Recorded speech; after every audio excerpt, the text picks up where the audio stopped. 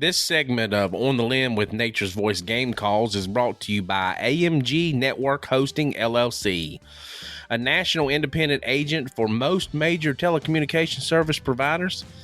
If your business is in need of internet, phones, credit card processing, let AMG Hosting help you compare options. They work with over 100 national carriers, and they can help you choose the best option for your needs. Our independence means we are loyal to our customers, not a brand or a company. Call us today at 304-608-3653 or visit us at amgnhconsulting.com. amgnhconsulting.com. Phone number again is 304-608-3653. AMG Network Hosting, LLC.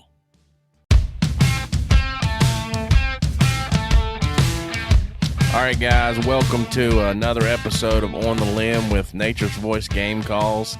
Tonight, we got Dan and Dave Young, as always, co-hosts. And we got Colton Cumpston from Chaos Adventures. And he's going to tell us the story about his buck he just killed here in West Virginia, the hot damn buck. Colton, how you doing, brother? Good. How are you guys tonight? Yep, I'm doing well. Thanks, man. Doing good. Yeah, the old hot damn buck. I think the memories of this hunt will for always mean more than the deer himself. That's for sure.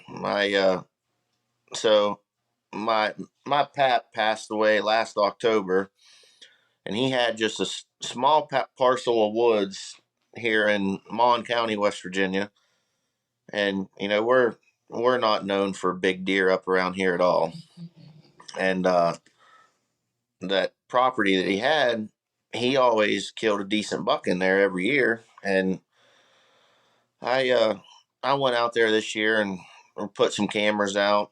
I put cameras out in June. Never had anything nice, just a couple scrub bucks.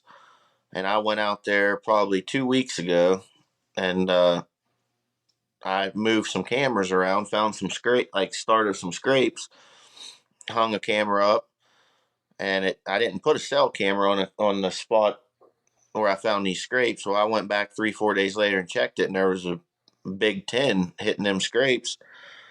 And I was like, holy crap, like I gotta get some cell cameras in here and try to figure out when he's moving in daylight. Well, he wasn't moving in daylight. Like, I had pictures of him for about a week and a half, and just all nocturnal pictures of him. And the spot that I thought I was going to kill him, if I got a chance, I hung a stand down in there.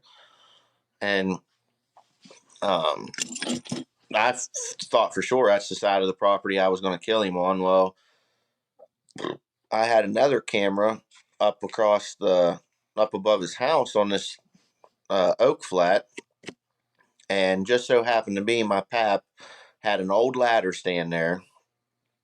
And when I put that camera up there, a couple days go by, and bam, that 10 point shows up on that side of the property, and like completely threw me off guard. I didn't have a stand or nothing there. And I was like, you know what? Like, now it would actually make more of a story and mean even more if I could somehow kill that buck out on my pap's old ladder stand. And so he was on that camera at night. Never had a daylight picture of him there. Well, last Wednesday, it rained all day. It was like a real dreary day. And then Wednesday and Thursday, we had like a 11 or 12 degree temperature drop. And I told my dad, I was like, if that buck's going to walk in daylight, tomorrow's going to be the day. So I called off work Thursday, went in there, and in the morning, I seen him in the morning, but it was still too low light. Like, if I wanted to be an outlaw, I could silhouette and sling one at him, but it was too dark. So I hunted all day, saw like 5 different small bucks chasing does around, like scent checking does. And then about 5:30, I had 4 does out in front of me, and I seen them throw their head up, and they looked behind me in the thicket, and it was one of those moments where you you don't even have to look to know that it's, they see a big mature buck coming is what they was acting like. So, and I'm sitting down, I couldn't move, Wow. and I heard this deer walking down the thicket behind me. Well, all of a sudden, them does that was out in front of me, they just completely spook and take off and get out of there, take off running down over the hill, and I was like, oh boy. And I'm stuck sitting down. My hands are in my safety harness pocket. My bow's hanging up on the tree beside me. And I just bury my head into the tree, push my head against the tree and close my eyes and did not move a muscle. Well, I hear leaves coming right under, leaves crunching right under me.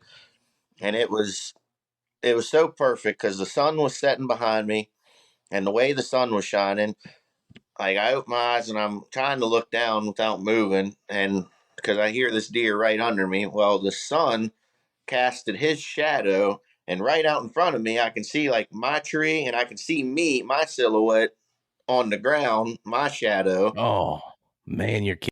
Him, I can see the shadow of a deer walking right up underneath the base of my tree. Well, I had a binocular harness on my chest. And so I went to like look down and I couldn't see over my harness. So I leaned maybe an inch forward to look over my bino harness, and I looked straight down through the platform of that old ladder stand, and he was licking the first run of the steps. And Oh my Lord.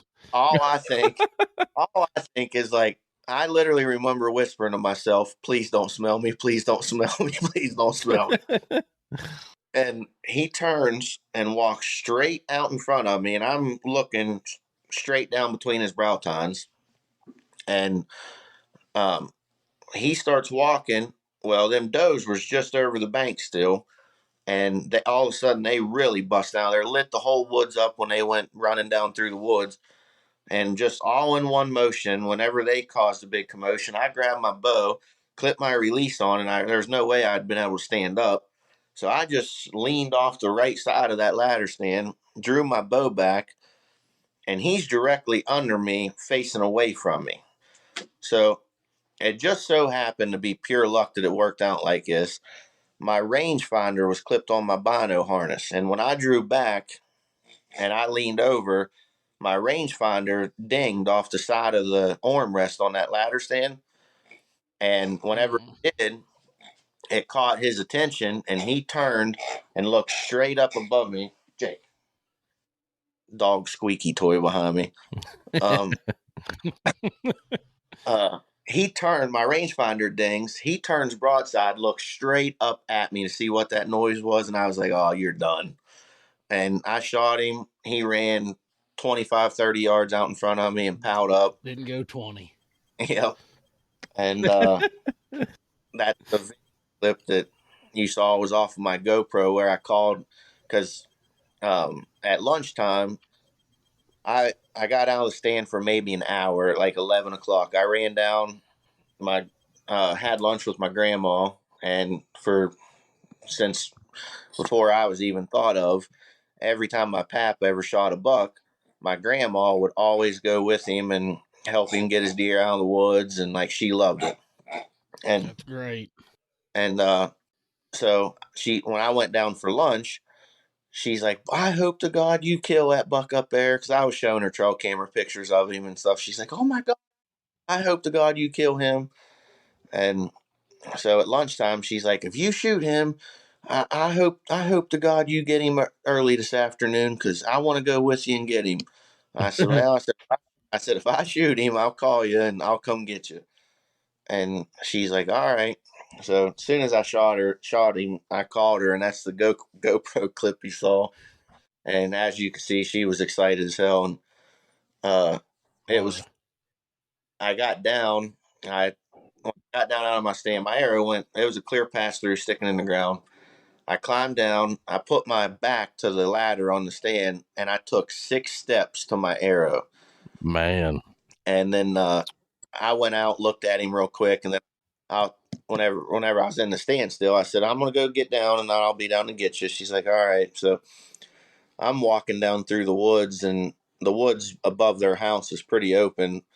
And I'm like 100 yards up through the woods from the house, and I see her standing outside, and I look through my binoculars down through the woods at the house, and she's standing in the garage with her jeans and boots and a camo jacket on, like just wait.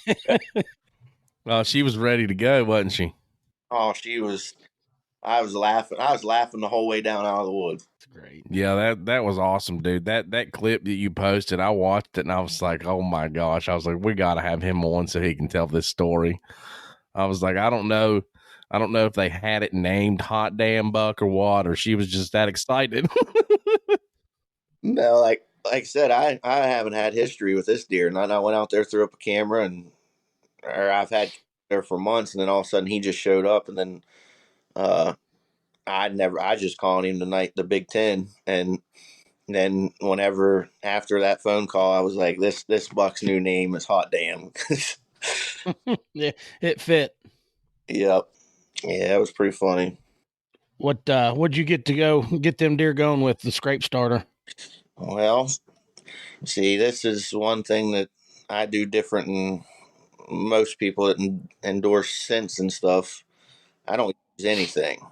Whenever I make a scrape, I take a 1/2 inch diameter grapevine and tie it to where cut it off, tie it to where it's the bottom of that grapevine's hanging about waist high, and then make sure that there's a full area, underneath around that scrape to where if a buck's working it from any angle, its rump ain't hitting the tree or anywhere to where it can get a full 360 around that scrape. Hang that scrape vine right there, and then I kick the ground out. And then if I know I'm going to make scrapes, I have at least 1 or 2 Mountain Dews on the way there. And that way, whenever I'm get that scrape done, I take a leak and I piss all in it. And then I leave. And I mean, I do that. I've done that in Ohio and Pennsylvania for years. Yeah, it works. I've utilized that system. I've pissed in many of them. Yep.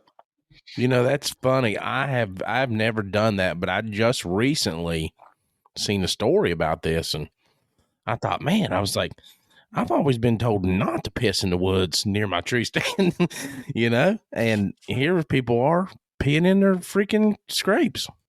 If I gotta piss, I piss in every scrape I come by, and I have a lot of people that use scents and they swear by them and stuff, but just my personal experience, I've used, I feel like, about all your big name, lures, and I I haven't used anything for probably 6 or 7 years, but up until then, I used everything trying it, and what I don't like about it is it seems like any scent you use, when does come in, they get so weirded out about it. And I've had so many does come in, as soon as they get downwind of whatever scent I put out, they just, start snorting, um, acting real strange. And it's like they'll blow the whole area out. So I stopped using it. And then bucks that come in, it's like they come in so on edge and weary looking, trying to figure out exactly what that is. It's just, I don't like it. Yeah, that makes sense. I mean, I've seen that. Yeah, I've put cameras up. I've made mock scrapes like that, pissed in them, and then have cell cameras on them, and it'd be 15, 20 minutes before during the rut. I'll be on my way out of a stand, slap a camera up, piss in a scrape. 20 minutes later, end up getting a picture of a deer standing there in that same scrape. Wow. So I guess our testosterone and stuff like that is, I guess they can just sense that I don't know. I've always I've read some guys say that when a buck has a scrape, and I don't know if it's true or not. I've read some guys say that if a buck has a scrape, that he just associates urine with urine, and that's his scrape. He don't care if it's another deer, a coyote, fox. He's mad if something's pissing in his scrape. Sure, that makes sense. I've actually done that before, but I didn't pay attention to whether or not it was any different than using a scent or not. Yeah, I always joke my one buddy that hunts Ohio with me and stuff.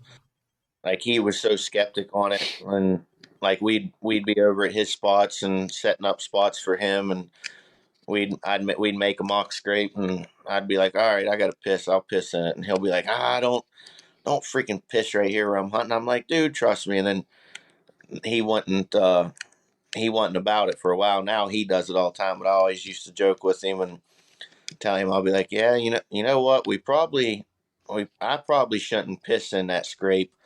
He'll think, a buck could come through here, think there's one hell of a dominant buck in the area. You Yeah. might want to, piss it so it seems like a little young 2.5-year-old. Oh yeah, the fun of cutting up with your buddies while you're hunting, man. It's nothing like it. Yeah. So how old is your nanny? Does she hunt, and has she hunted with you there in any of these spots before? So there's right out from where I shot that buck, there's an old built stand and a bunch of old 2x4s and stuff up in this tree where she used to have a stand when I was probably 11 or 12 years old.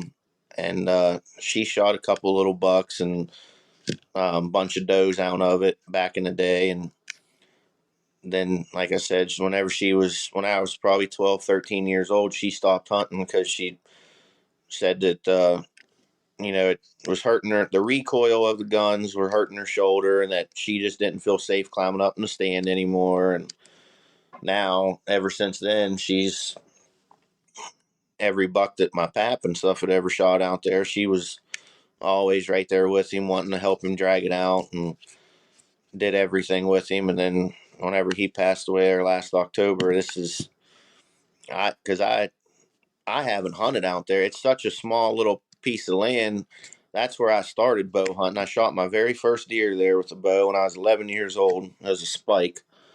And I haven't bow hunted out there since I was like 16. As soon as I got my driver's license, I started driving to Pennsylvania and Ohio and hunting all over the place. And then it was such a small little, parcel out there that I told my pap that, that's yours. I don't want to hunt out there. It's just a small spot for you. And then, so I haven't hunted out there since. Now that, he passed away in last October, I was like, man, this year it would be sweet to go out there and kill a decent buck in, one of his old spots.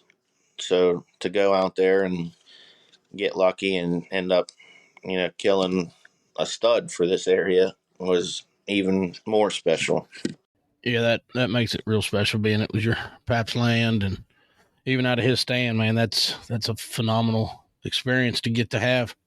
Yep. And another thing I was thinking about the other day is I never even thought of this till after I shot that deer.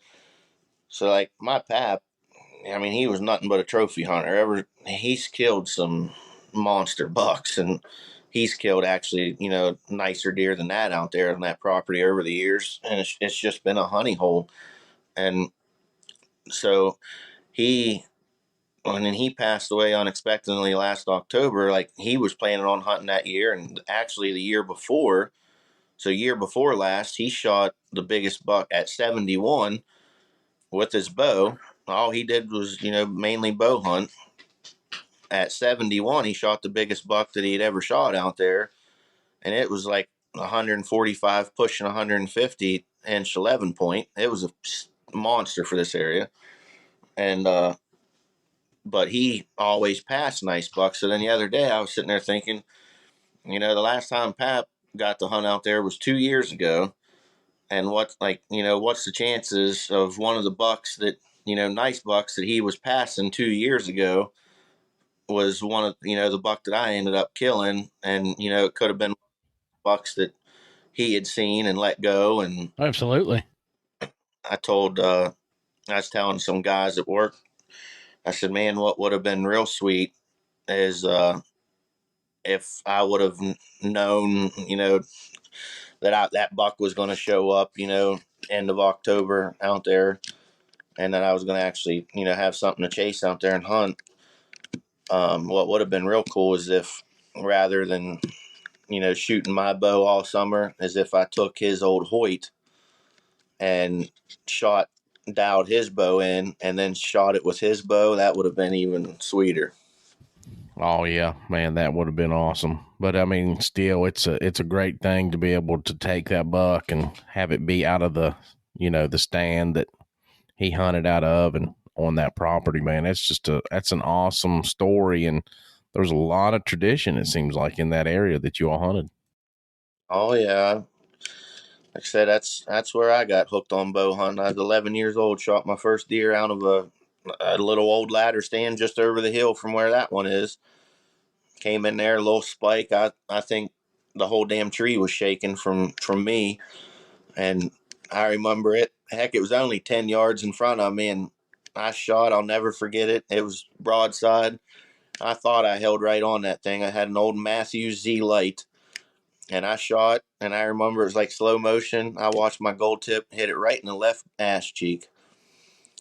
And it we ended up leaving, and my pap wanted to wait till the next day, and we went right down around the hill, and it was laying there in the thicket, piled up. But that's what got me hooked on bow hunting. Then 2 weeks later, I was in the same ladder stand, and they had Primos just came out with that original can. It had the Beatty buck on the side of the can. I'm sitting there in this ladder stand one morning, and I'd never forget it either. It was November 10th. It was actually my grandma's birthday. November 10th has always been my lucky day in the woods. I think 4 of these bucks from Ohio in the last couple of years was on her birthday, November 10th. And this buck was on November 10th out there. I'm sitting there in that ladder stand, and I had no clue what I was doing. I had that Primo's can. I'm just bleating like crazy on that thing. I do the same thing with that thing. Oh yeah, I'm there in that ladder stand was only 12 foot off the ground. I'm a little 11-year-old kid. I'm sitting there with that Primo's bleat can, like it sounds horrible, I'm sure. And next thing I know, man, I turn around and I see a deer come pounding down off the hill. And like I said, 2 weeks before that, I had just shot my first deer with a bow, a little 4-inch tall spike. And I see a rack coming. This before we had trail cameras or anything like that. And I was like, oh my God.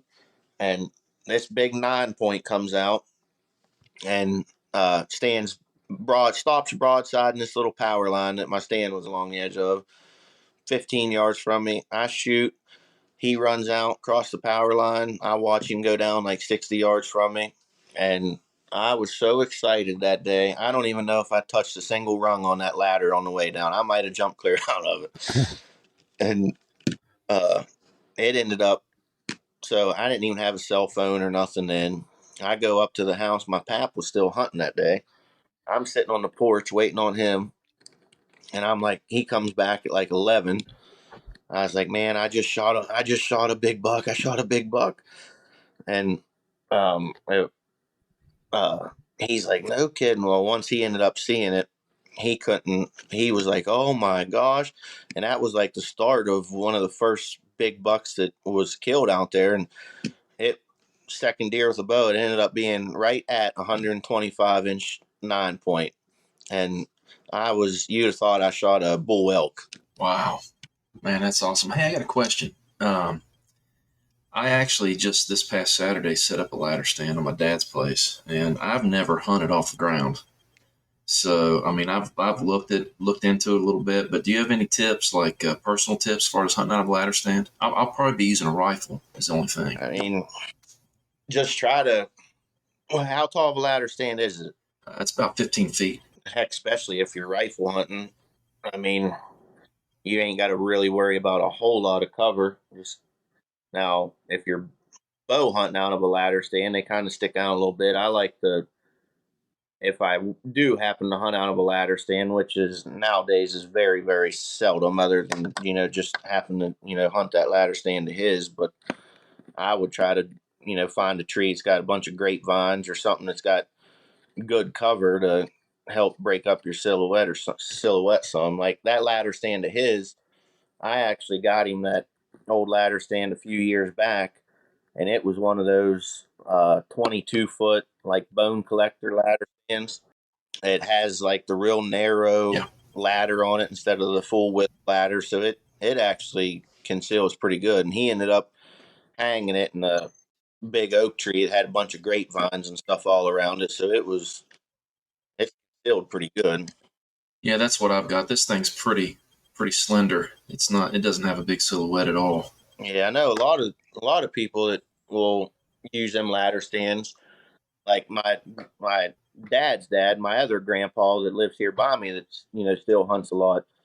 He'll take that burlap, like go to Walmart or something, and get that burlap and just wrap it around there. And that he says he has deer right down in front of him, and you can move around inside of it and stuff. They can't see at all. Yeah, you can get that. You can get that burlap like camouflage.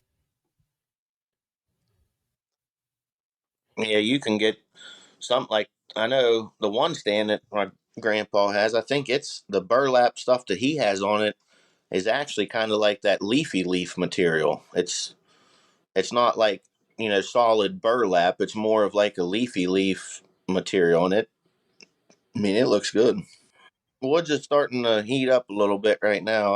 I went to Ohio Sunday and uh, put out a couple more cell cameras and hung some cameras on some scrapes I found, but it ain't looking too good down there right now. Back, I don't know if you've read on Ohio DNR's website or anything about Athens County, Meigs, and Jackson this year, right at the end of September, got absolutely wiped out with EHD. Oh wow, no, I haven't seen that.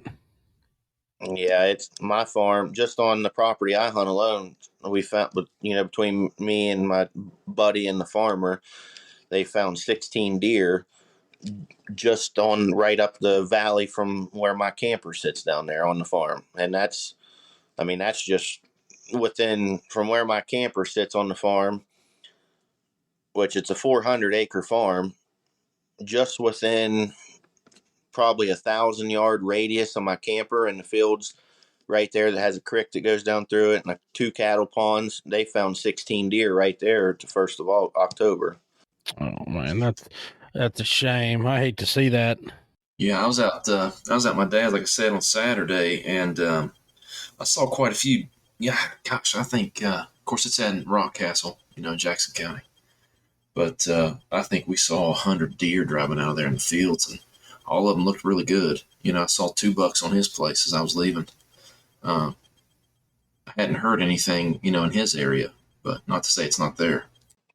It's spotty. So the place I have is kind of right on the edge of Athens and Meigs, but I was just actually a little bit ago, I was talking to one of my buddies that is just, hell, he ain't 12, 14 miles from me, just right below Ohio University. And they haven't had no problems with it there, but he was fully aware of it. He's like, I hear down around where you're at, it's just a ghost town.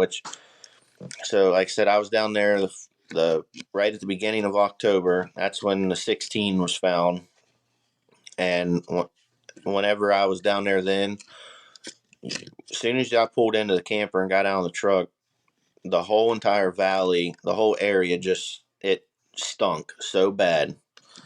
And what's crazy, so just to try to see what's there, I got 3 cell cameras down there right now, and this is still how bad it is. So when I was down there Sunday morning, I got 2 cameras on scrapes, and then I have just regular cameras, and then I got 3 cell cameras in good spots scattered around the property that I've killed big buck, at all 3 of the spots.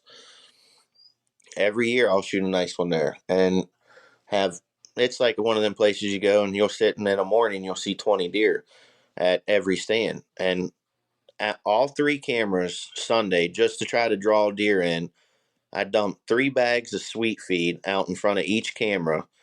And at Sunday morning, 9 to 10 o'clock. And today I had one camera sent me a picture of a doe, and I was like, oh my God, a deer. Like, there's the other two spots. I've never seen nothing like it. I mean, I've had 3 bags of sweet feet on the ground since their Sunday morning. And all I've got is pictures of coon. I've yet to even have a picture of a deer on them cameras. Wow. Yeah, it's frustrating.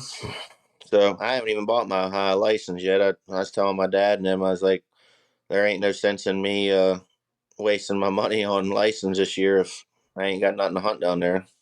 Whenever I had that doe show up today, I was like so excited that I had a doe show up because I was talking to them guys from work. I was like, my gosh, I was like, now that I have a doe here, if that whole area is pretty much wiped out in that section right there, what bucks did make it, they're going to have to travel a ways to find does to breed. So if I can keep a doe coming in there, hopefully if a shooter does come passing through, maybe he latches onto her for a couple days, and then I'll hurry up and go down and try to hunt before he disappears. But yeah, absolutely. Hey, so we like to do, I know you've been on here with us before, you know how we like to do our salutes to service and what have you. So tonight, our salute to service is going to be for Roger Clark. He hails from Spring Hill, West Virginia. He was in the Army from 1965 to 1971. He did tours to Vietnam and also to Korea. Roger passed away at the age of 74 in 2021, right here in West Virginia. We just want to thank him for his service, and we appreciate everything he did for us, and may you rest in peace, sir. Also, I'm up here in Illinois, and I met these group of guys last Wednesday. They're the 217 vets. Great group of guys, bunch of veterans just get together every Wednesday. That's something that's nice. You can get with other veterans, doesn't matter where you're at, and they welcome you with open arms. It's great. We have no affiliation with them. I just met these guys while I'm up here, and I just want to thank them for accepting me and letting me bull crap with them, and it was enjoyable. I'll probably see them again this Wednesday, as a matter of fact. Yeah, that's awesome that there's groups out there and there's different organizations like that. And thanks, Dan, for doing our salute to service this evening. Yeah, Roger Clark was a good friend of my brother's, and they were like brothers themselves, and I was talking to him about his time and his service, and he said, Dad really didn't talk about those things back when we was kids, because he said that he seen things and he had been through things that he never wanted anybody else to know or to have to live through. So, we just thank him for his service, and tonight that's in honor of him. And, there's a lot of service members in this country that have went through things that, we couldn't even imagine seeing. So they do all of that for our freedom. And I thank God that they do. And we are blessed to be here in the United States of America, folks. Amen. Yep. Bad thing is guys like that are nowadays suffering the worst because government don't do nothing for them. Yep. Like you were saying, Mike, they say we write a check that we may or may not cash when we join the military. It's a blank check for your life. You may cash it one day, or you may get out with an uncashed check. Yeah. Yep. Saying you're up there in Illinois, I got my neighbor right here and two of my other buddies. They're leaving this Sunday and coming up there for a week. They're gonna miss a good weekend. We got the trail cameras out. We're actually gonna be doing a hunt this weekend. We got a nice 8 coming religiously. He comes in between 7 and 2 every day for the last about 4 or 5 days now, and he's been daylighting for the last week. I guess he's been coming in for about the last 2 weeks, but so hopefully I can connect on him and catch me a nice Illinois buck. Yeah, it'll be sweet. They were showing me some trail cameras. They went up there like 2 weeks ago. They drove up there and put a bunch of cameras out on this lease they're in Pike County, and they were showing me some pictures of some studs up there. And then the one guy called me yesterday, and he said that they've been getting a bunch of daylight pictures this week and that they can't wait to get up there. Yep. Yeah, I think it's going to be a good weekend this weekend. You know, that one of the guys that got the cameras out, and he sent me a message. He said, "Man, if I was from West Virginia, I don't think I could pass up on this buck. That's a good one." I said, "Well, you know what? I am from West Virginia. It probably won't happen." Yeah. Yeah, that pretty much right now, the only thing I really got going is I got property in Pennsylvania that I hunt every year too. And last year, the last 4 years prior to last season, I hadn't hunted up there. For some reason, I had a bunch of 120s, 130s, and bucks that I just prayed and prayed made it. And so I stayed off my property and never hunted it, and planted food plots every year, but just didn't hunt. And I tried keeping them deer on there, and then the neighbors ended up shooting them. And then last spring, I went up there and went shed hunting, and just so happened to be found sheds matching set off this 100. At the time, he was 141-inch 10 point. Like, if I guessed him at 16 inches wide off the sheds, and he scored 141 inches roughly. And I was like, holy crap, like, where did this buck come from? I never even had pictures of him. And his sheds are laying right out in the middle of the field.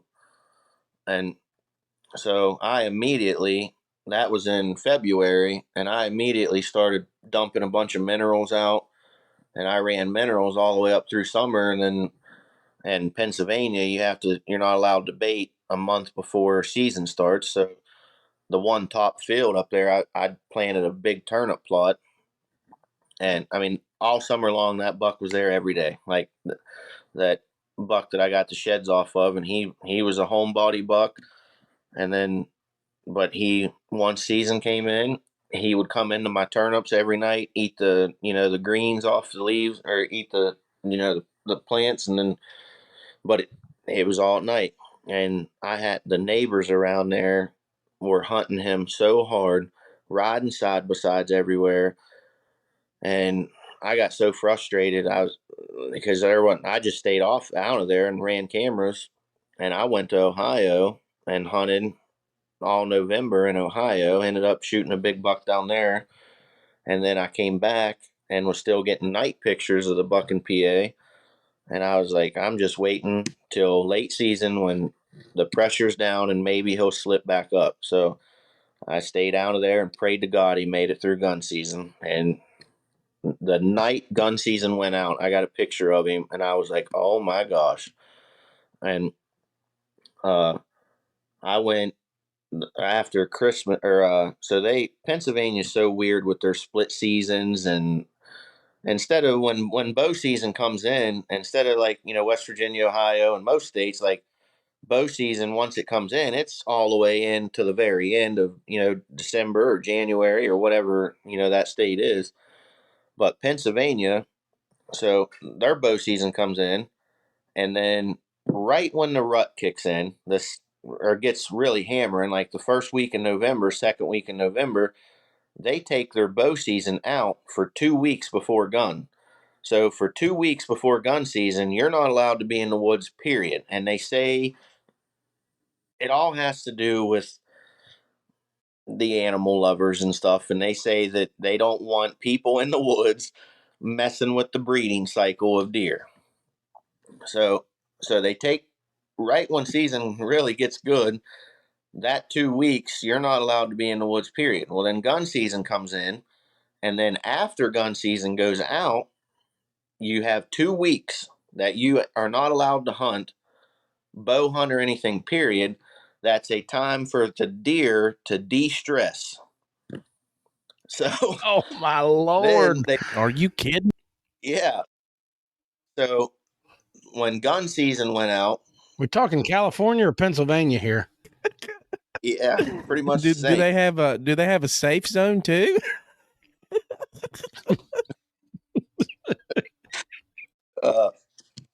Actually, what the funny thing is that you mentioned that all of public land in Pennsylvania has safe zones. Like, no joke. So you're Oh my God, you're kidding me. Google it.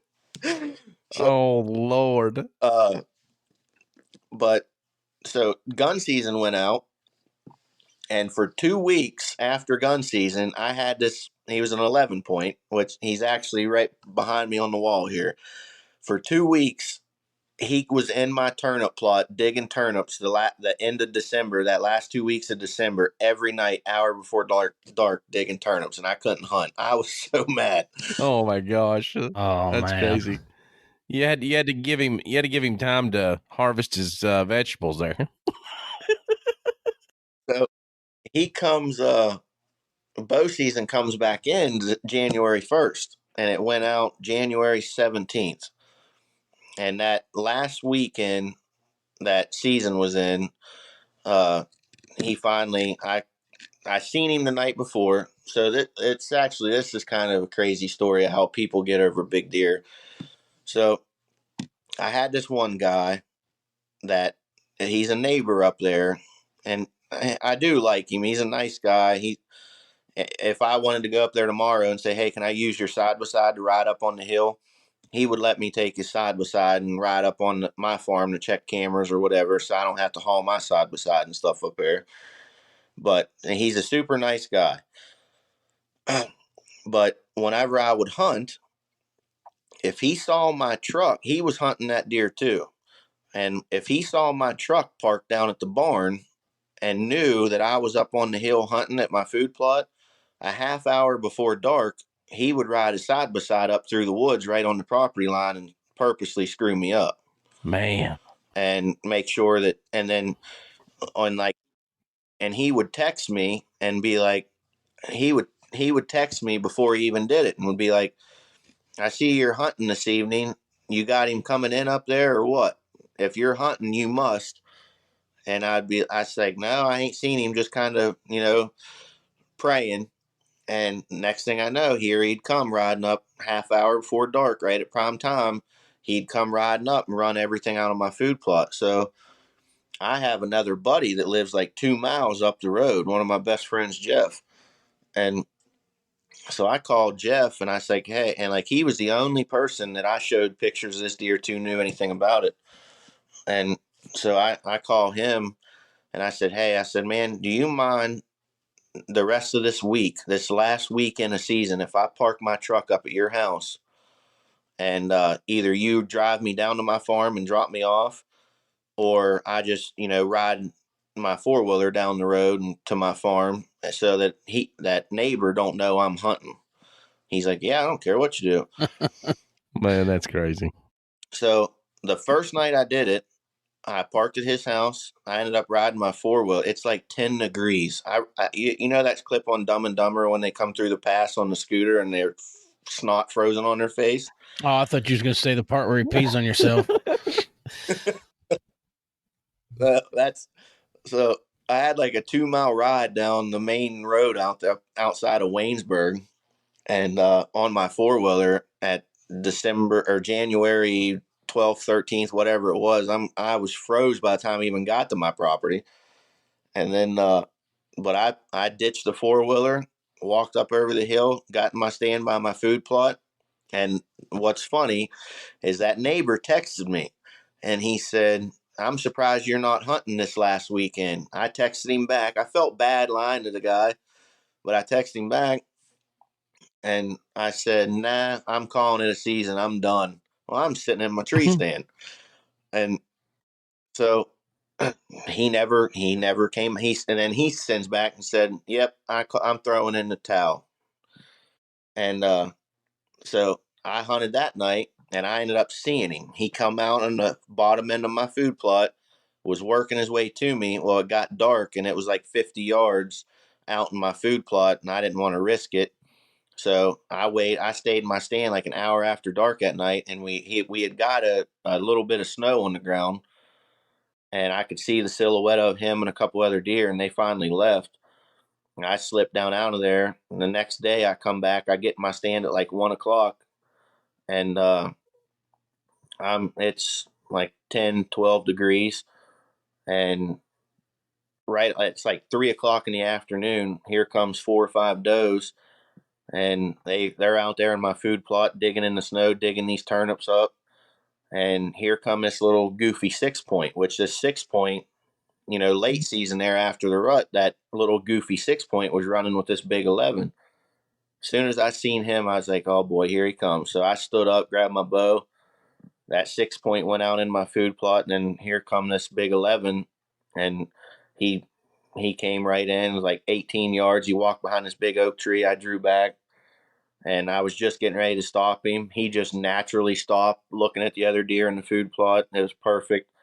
I shot him. He ran 20 yards out into my food plot and pile drived right in the turnips, and he ended up scoring 152. And then and the sad thing is I felt so bad. I was so relieved that I killed that deer, and I never had to worry about, because there was people trying to poach him and stuff earlier in the season. It was a whole big story. But then that neighbor, screwing me up all the time, and still to this day, the sad thing is, and this is horrible. The sad thing is that neighbor is right now still looking for that buck, waiting on him to show up this year, because I never told him I shot him. Oh, wow. That's crazy. That's hilarious. The guy is such a nice guy, and I like him a lot, but he's the type that, like, if I even showed him, he's the type that would take the picture and show it to every single buddy around there. And he's such a nice guy that anybody that he showed that picture to at work's construction with him, and they'd be like, hey, hell man, that's a hell of a big buck to be running around out there by your place. Can I come out and hunt? He'd be like, yeah, come on out. So I was like, there ain't no way I can tell this guy or send him a picture or, let him know, because he'll ruin this farm for years to come. Yeah, well, he won't now. After he listens to the podcast, he'll know it's dead. That's not a really techie guy. I don't think he'll worry about that. He'll know he's hanging on your wall back there. Like I said, I feel bad. I've wanted to. My buddy Jeff that night, he came and helped me get it out, and I've wanted to tell the poor guy for so long, and I even talked to my dad about it all the time. And I'm like, man, that guy that neighbor up there, that old guy, I'd love to tell him, but at this point, it's went so long. If I do tell him, it's just it's. I don't know how he'd handle it. Yeah, that's funny. Well, another thing we like to do on our podcast is we like to do a scripture of the day, verse of the day, whatever you want to call it there. So I think Dave Young has that ready to go. Sure do, Mike. Today it is out of Ephesians chapter 4, and it's reading it out of the Amplified Classic. There's actually 2 Amplified translations, kind of wild. So I like the classic one. I like the one that came out first. It's a little more wordy, but I like it. I was going to just read verse 2, but I'll start with 1. Kind of leads into it. Says, "I therefore, the prisoner for the Lord, appeal to and beg you to lead a life worthy of the divine calling to which you've been called, with behavior that's a credit to the summons to God's service, living as becomes you with complete lowliness of mind, humility, and meekness, unselfishness, gentleness, mildness, with patience, bearing with one another and making allowances because you love one another." And, one of the things there in verse 2 he talks about is, humility. And I heard somebody say the other day, they were like, it's okay if you say you're proud of your kids. And I 100% agree. Sometimes people can get in a ditch. It's two different ditches on a road. You can get in one ditch or the other, or you can go down the middle, And my thing is, I think what he's talking about when he says don't be prideful, he's talking about don't put your opinion or what you think above what the Word of God says, in different areas. And, And then the other thing he says there at the end, he says, you make allowances for one another because you love one another. And I think that's missing a lot in today's world. It's like, we want to hold everybody accountable for the things they do wrong, but we don't want to be held accountable for the things we do wrong. And I think we should just kind of live and let live. If what you're doing isn't affecting me, I'm just going to live and let live. Nice. I think that's part of the freedoms in this country. Yeah. Colton, I think he's telling you got to tell that guy you killed his deer. That's not what I'm saying, Colton. Hold on to it to the death, man. Like I said, it was like that. It's one of those things where I feel horrible for not telling the guy, but it's went on so long now. I don't know how to tell him, I guess. Yeah, that's funny. Yeah, that's not what I was saying, man. that's how I took we it. were just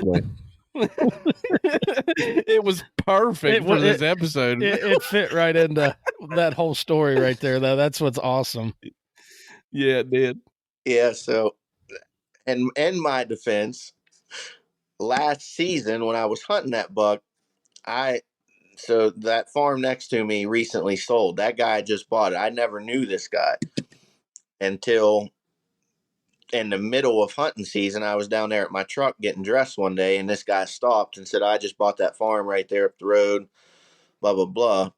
And that's how I met him. And then he asked me my name and asked for my number in case, he ever shot a deer and needed to go after it on my property and vice versa. And then I didn't know nothing about the guy till I started hunting that deer. And then next thing I know, I start seeing him, religiously screwing me up. And I tried, I'm like, you know what? Like, heck with this guy. And then after season last year, this past spring when I was up there turkey hunting and stuff and shed hunting, I ran into him a couple times and start talking to him, and it had already been a couple months since I shot that buck, and he's like, "Man, have you found the sheds off that big buck yet this year?" And I'm like, "No, I ain't found them. Have you?"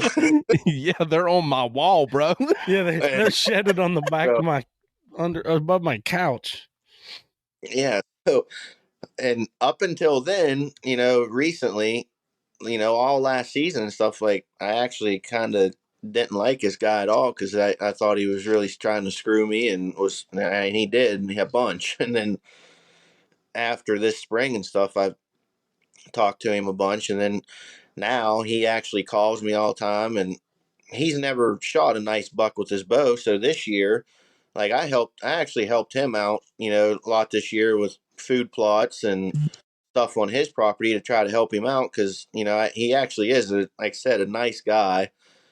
And just he is kind of new to the whole, hunting big mature deer type of bow hunting. Yeah. So I actually kind of helped the guy out. I feel horrible, but I can't tell you how many times he's talked to me and made references because he always called that buck Big Boy. Yeah.